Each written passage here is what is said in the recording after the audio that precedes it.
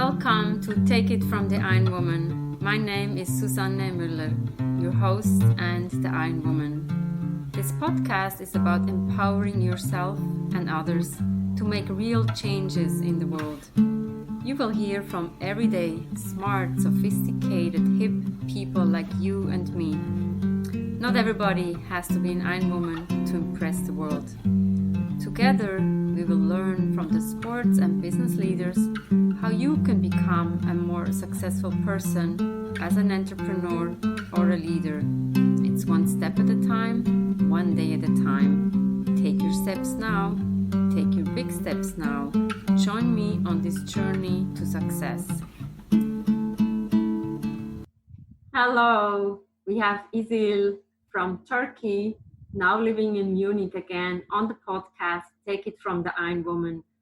Again, I have to say, I think we are sharing many things in common. I live in the US, coming from Switzerland. Isil comes from Turkey, now in Munich. Tell us a little bit about yourself. How did you get to Munich and what is so special to live there? I decided that I wanted to live in Munich in an afternoon in the Königsplatz square, which is in the center of Munich. I was there visiting as a tourist, coming to Oktoberfest. And it was a few days after, I visited 2 days after another in Oktoberfest. It was tiring, and then I took a day off in the city. I was just looking around in the middle of the square and I felt so good. I felt in my belly that this is where I want to live. It feels so right here. And that was the moment when I decided to move. But of course, the decision of moving is not enough to move. You need, especially if you are coming from a non-European country, to move to a European country has some rules and regulations. And I needed a workplace to move, and I needed a workplace to sponsor my move. At that time, like a couple of years later, actually, I was working in a bank in Turkey. It was a foreign-owned bank, Italian bank, and I was in a developmental program, which was continuing since a couple of years. In one of the program's meetings, I met one of the alumni who was working in Germany. And I told him, you know what, I really would love to move to Munich. Do you know anything how I can do that? And he said, we are actually looking for people. Send me your CV and we'll see what we can do. I sent my CV. We started talking on Skype. He sent me a few possibilities. I applied, but my profile wasn't a fit.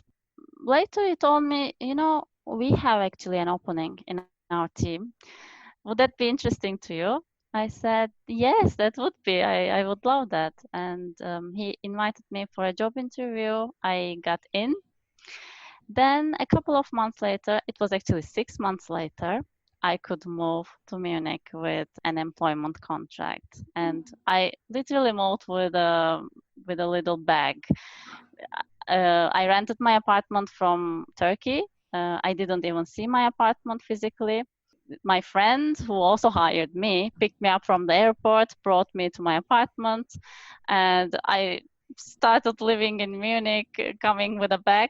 That was like, this weekend was, I think, one of the best weekends of my life, starting something new in the city I love with with just a bag. Just one bag. And for the listeners, you should see her eyes, how she lit up. So I think you found the love of your life in Munich.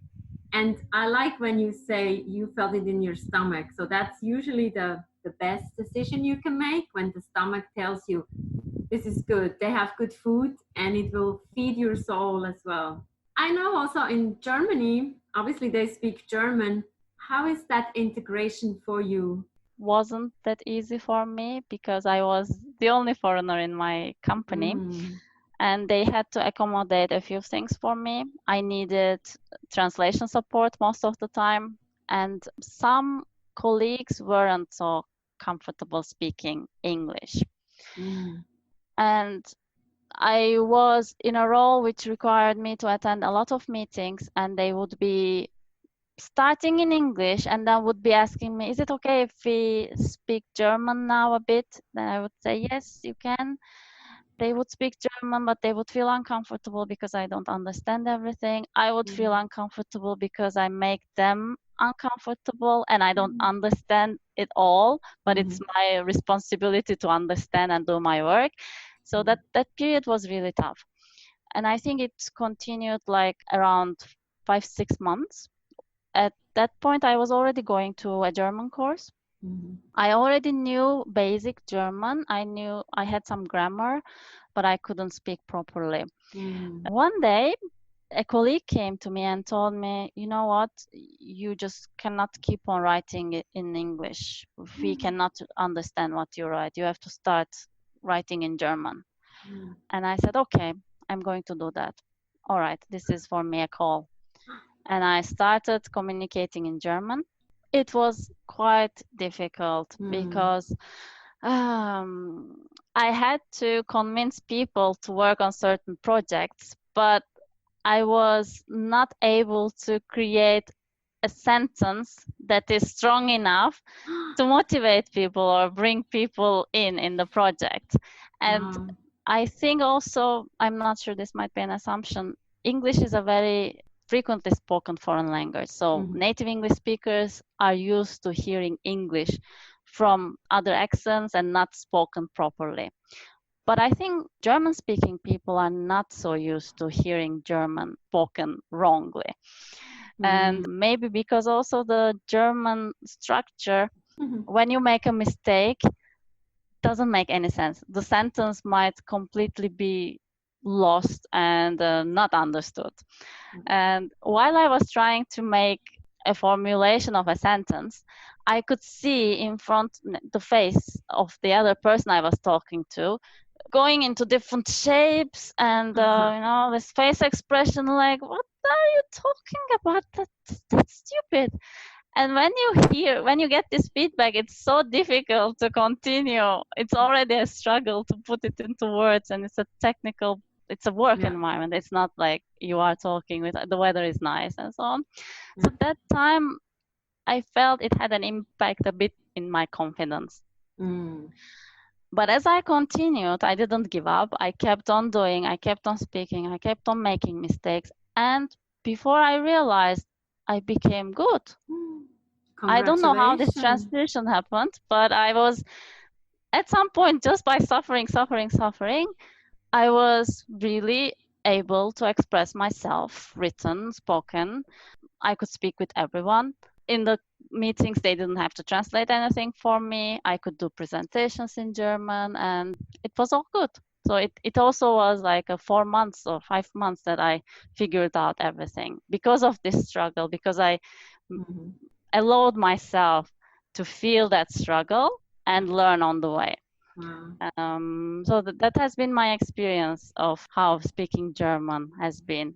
Fairly fast, 4 or 5 months.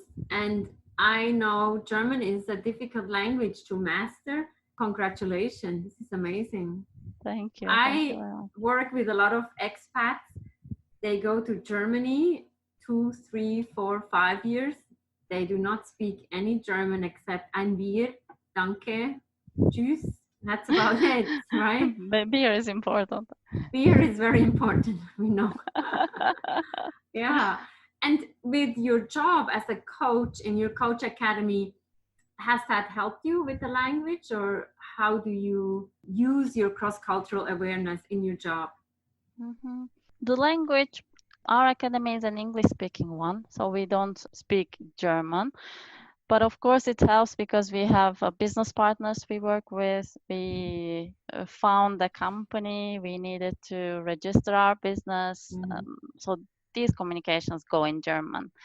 I'm happy that I can speak German well, read German well, and I'm taking care of that professional side.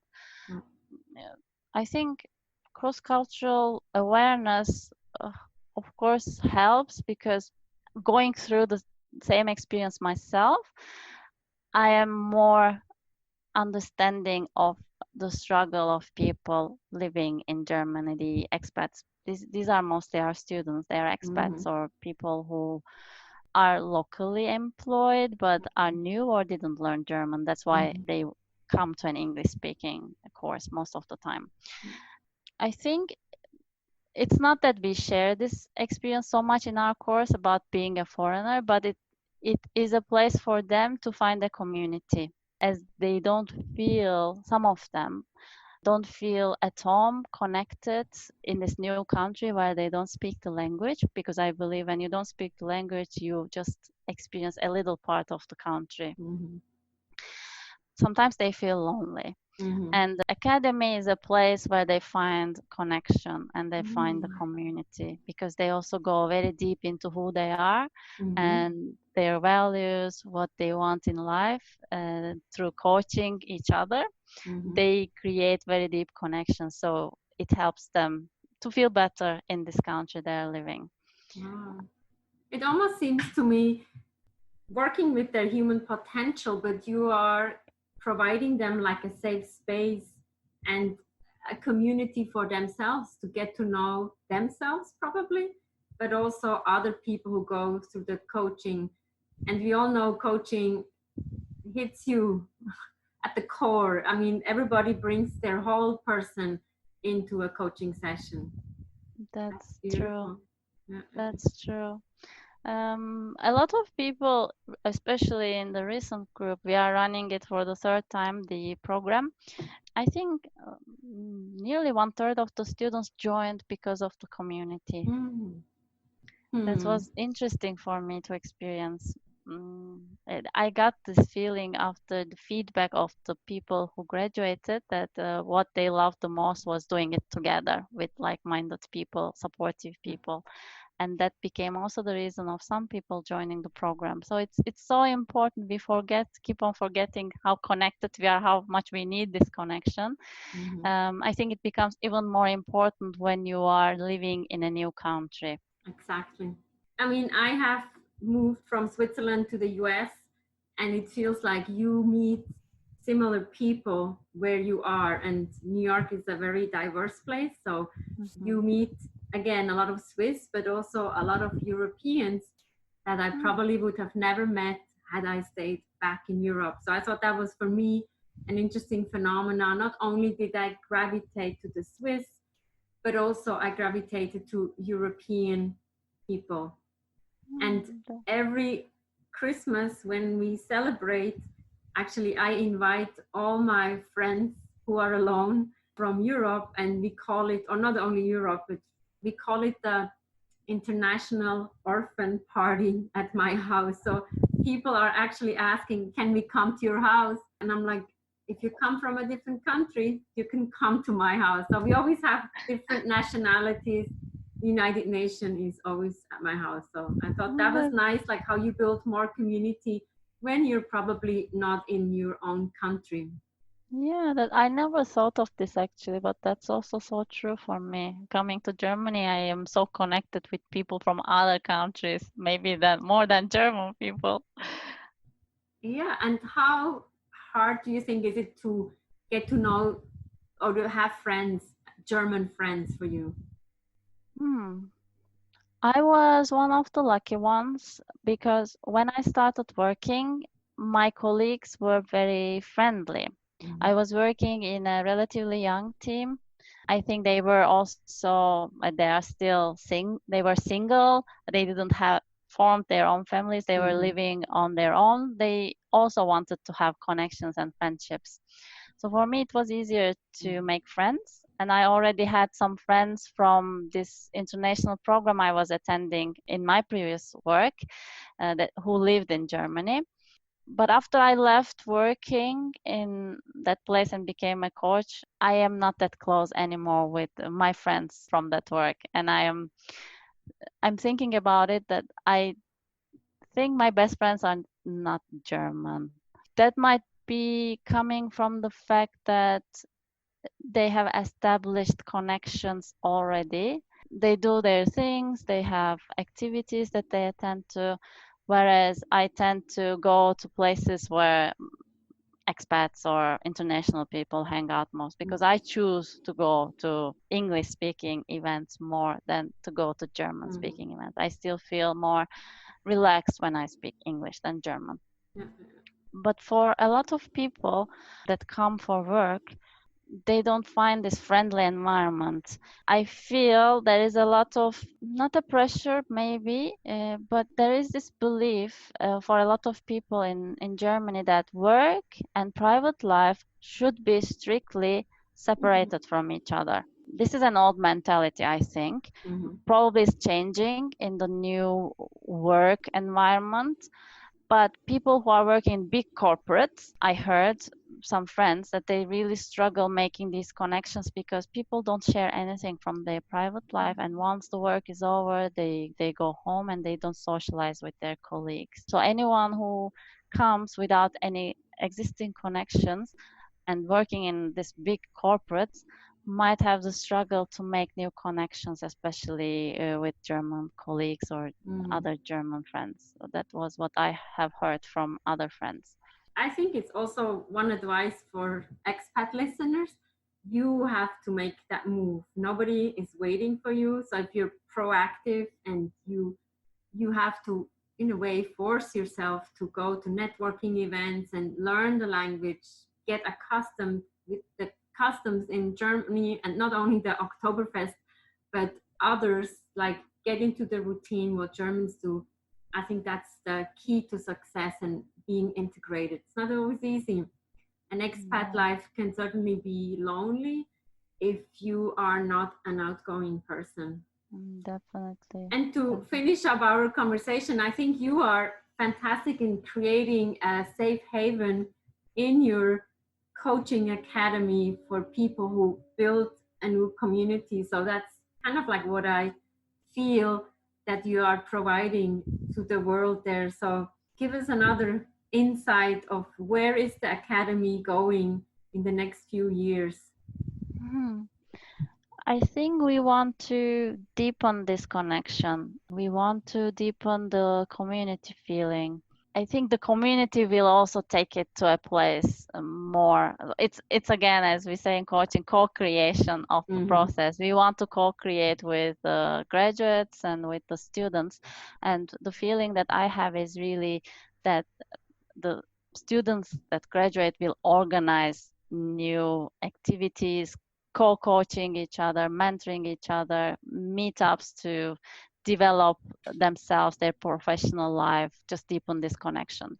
We ourselves would love to learn from them and also maybe develop new trainings and new spaces for them to explore their potential. And my vision, I think my partner would share it, if they want to enable new people to join as trainers, like to grow ourselves from our community as well, and then give them the space to create new trainings and spread the love, as they say. All we need is love, right? Love, exactly. Very good. Thank you so much, Isil, and best of luck. Viel Glück. And I only know one word in Turkish, güle güle. Güle güle. We say Allah'a ısmarladık. It's a special word to answer to a goodbye from the person that is leaving. What an interesting story. It's not always so easy as an expat in a different country. We all have to integrate. Who do you know who's an expat? Can you reach out to them and integrate them into your life? Maybe. Take it from the Iron Woman. Follow us and see you next week Monday. Thank you.